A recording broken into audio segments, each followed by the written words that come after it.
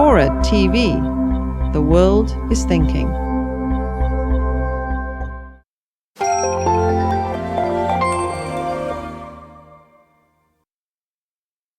I just want to say to this plenary session that we are running short on time. And at this point, the question is whether we will move forward together or split apart, whether we prefer posturing to action. I'm sure that many consider this an imperfect framework that I just described. No country will get everything that it wants. There are those developing countries that want aid with no strings attached and no obligations with respect to transparency. They think that the most advanced nations should pay a higher price. I understand that. There are those advanced nations who think that developing countries either cannot absorb this assistance or that will not be held accountable effectively, and that the world's fastest growing emitters should bear a greater share of the burden. We know the fault lines because we've been imprisoned by them for years. These international discussions have essentially taken place now for almost 2 decades.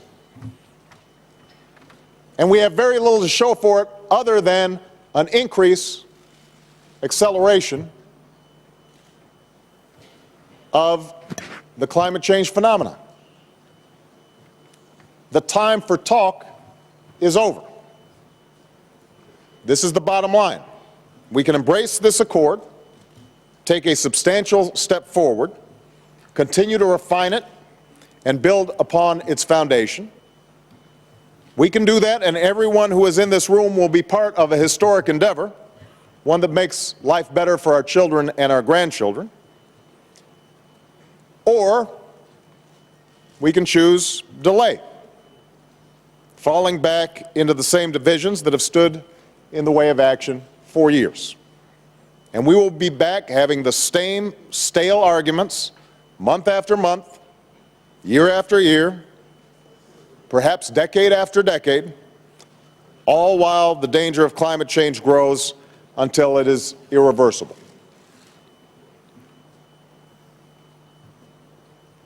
Ladies and gentlemen, there's no time to waste.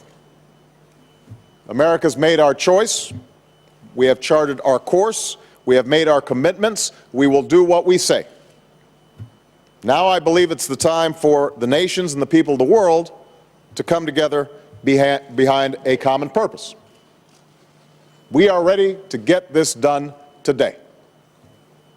But there has to be movement on all sides to recognize that it is better for us to act than to talk. It's better for us to choose action over inaction, the future over the past, and with courage and faith, I believe that we can meet our responsibilities to our people and the future of our planet.